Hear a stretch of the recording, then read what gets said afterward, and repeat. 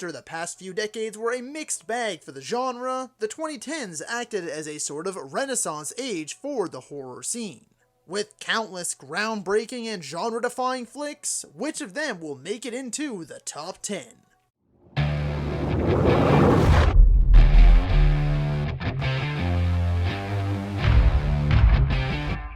Hello ladies and gentlemen and movie lovers of all kind, and welcome back to the channel. As always, I am your host, Brett Murphy, and for today's video we are going to be counting down the top 10 horror movies of the 2010s. If you didn't already know, I started a brand new series on my channel that has been running all throughout the month of October, wherein each week I will be counting down the top 10 horror movies of another decade. And so far we have already covered the top 10 horror movies of the 1980s, the top 10 horror movies of the 1990s, and the top 10 horror movies of the 2000s. So be sure to check those ones out as well, and the links will be in the description.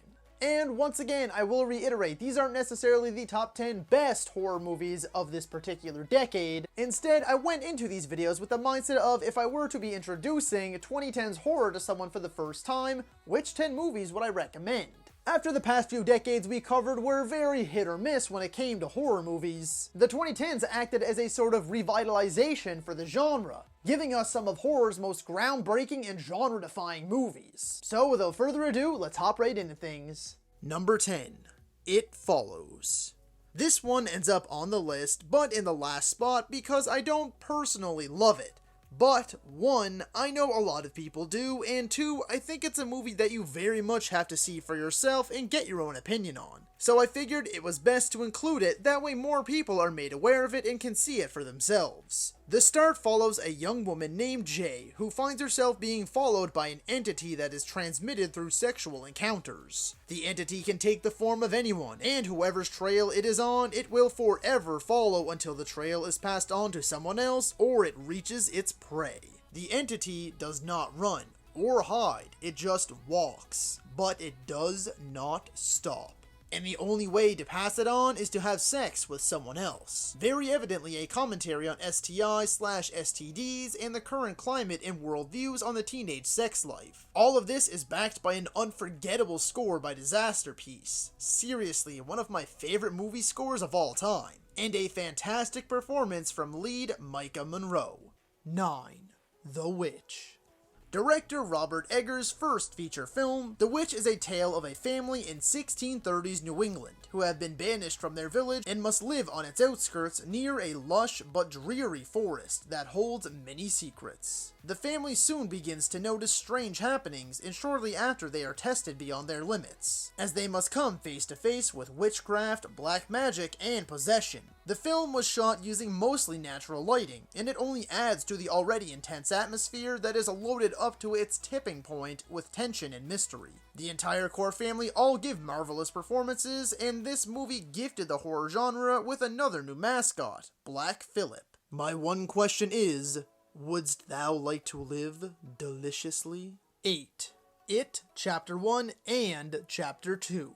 Okay, sorry folks, another two-parter. I'll start by saying that Chapter 1 is the real holder of this spot, as I find it far superior to its enjoyable but ultimately underwhelming sequel. Nevertheless, I think these stories are fairly codependent, meaning if you watch the first, you've gotta watch the second, as that's what they were really working towards in the first place. And I do find where things end off to be quite satisfying, as it wraps everything up in a nice neat little bow. Bill Skarsgård as Pennywise is one of the best casting decisions of all time, as he puts his own unique spin on the iconic character, making it his own and striking genuine terror into the hearts of audiences everywhere with his memorable and nightmarish performance. The child actors were also all incredible, and their adult counterparts were also shockingly well casted, and together they bring these characters to life better than I think anyone ever expected, each of them with their own unique personalities, quirks, and fears, making them one of the best ensembles the genre has ever seen. I think Chapter 1 is damn near perfect, filled with scares and an eerie and unsettling atmosphere. While its sequel is a bit long-winded for its own good, I think it ultimately did what it set out to do.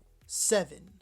Sinister. Director Scott Derrickson, most notably known for directing Marvel's Doctor Strange, brought to life an immensely terrifying and genuinely disturbing flick with this one. The film follows a writer, played by Ethan Hawke, who moves his family to a new home in order to try and find inspiration for his next bit of work. As he explores the new house, he stumbles upon a box with a mini projector and some home videos. Only he soon discovers that these home videos are actually snuff films, each showing what happened to the families that previously lived there. And believe me, they ain't pretty. A very uneasy and occasionally difficult to watch experience, but one well worth the watch indeed, as it has also given us a new modern face for the horror genre, Bagul.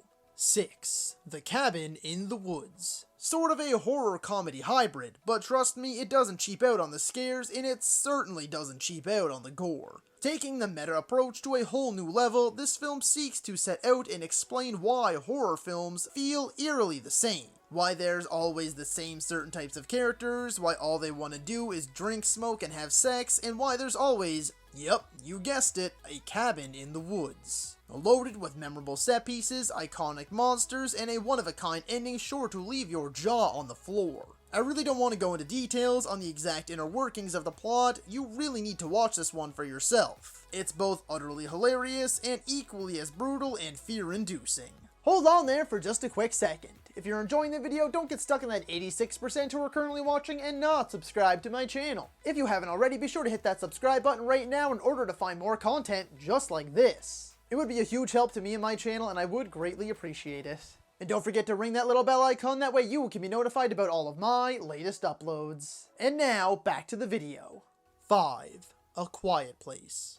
The movie follows a family on a farm in a post-apocalyptic world that has been overrun by monsters who hunt by sound. Because of this, the family must live in near absolute silence, which leads to some of the most absolutely terrifying and intense moments I have ever experienced in a movie theater. I swear, when the characters were holding their breath, the entire audience was too. It was so surreal. Definitely one of my favorite movie-going experiences. But John Krasinski just gets it right here. The atmosphere, the tension, the immaculate sound design, and its healthy helping of heartfelt and gut-wrenching moments. 4. Dr. Sleep. Mike Flanagan once again proves why he is a master of his craft with this highly anticipated adaptation to The Shining sequel. Ewan McGregor, Rebecca Ferguson, and Kylie Kern were all beyond perfectly casted. Hell, even everyone in the supporting cast also really impressed me. This one just hits all the right marks for me. Phenomenal performances, genuinely hard to watch moments that almost made me uncomfortable. It pays homage and the utmost respect to the original, but also manages to carve out a legacy of its own. I cannot emphasize enough just how much I love this movie. Some people may find it's a bit overlong for its own good as it clocks in at a hefty 2.5 hours, but I adored every single second of it. A truly unique experience for horror fans and a real treat for fans of the original. 3. Get Out. Director and writer Jordan Peele was primarily known for his comedy work, especially his sketch comedy show Key and Peele alongside his co-star Keegan-Michael Key. Upon this movie's initial release, audiences everywhere were shocked to find out that this movie was not only good, or even great, but amazing, phenomenal, and one of the best horror films of the last decade. Jordan Peele delivered a masterful script, filled with twists, turns, and a complex narrative about race and society. And on top of this, Daniel Kaluuya blew everyone away with his lead performance, as it is one of the most raw and real performances I have seen in a horror film. There's allegories galore and its fair share of bloodshed. Each scene is dripping in suspense, and its mind-bending final act is sure to leave you speechless. Number 2. Hereditary. What's this? Another first-time director delivering us one of the best horror movies of the decade, maybe even of all time? Yup. We've now moved on to director Ari Aster's first shot at the mainstream, and whoa, just whoa is all I have to say. An incredibly dark and downright depressing film that explores themes of loss, grief, and family. After her mother passed away, Annie and her family try and move on, only soon to discover they are being haunted by strange and disturbing occurrences. This movie left me completely empty and awestruck. It really did. There are moments that have stuck with me ever since I first watched it. They disturbed and or shocked me that much that I still think about them constantly as some of the greatest moments of the horror genre. Toni Collette gave a performance worthy of an Oscar, and her not even getting nominated is one of the biggest snubs of all time. And more often than not, Alex Wolff is overlooked for his terrific work that nearly equals Collette. Not a movie for the faint of heart, as it is incredibly sad and emotionally draining to watch, but a must-watch at that for die-hard horror fans. And coming in at number 1 on this list is The Conjuring. I know what you're probably thinking, and I will address it. This is probably not objectively the best horror movie on this list. But let me say this. This movie has it all. It truly is an all-around perfect horror experience. It's a great introduction into the genre for newcomers, but equally as satisfying and excellent for diehards. It really has it all. A great cast of characters led by the superb performances by Patrick Wilson and Vera Farmiga, incredibly intense, edge-of-your-seat moments, and definitely some shit-your-pants scares.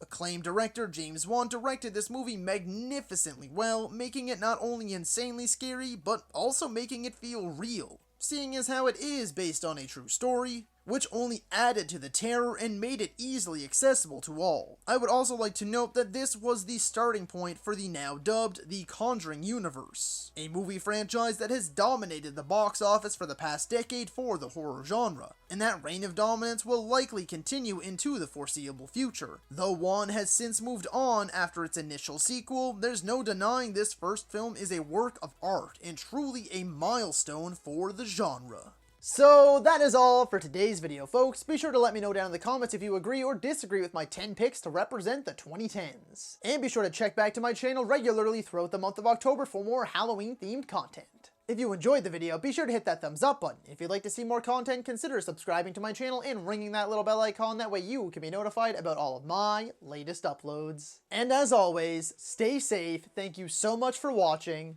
and that's a wrap. Hey you, yeah you, if you made it this far, just know I appreciate you, and while you're here, consider hitting that subscribe button.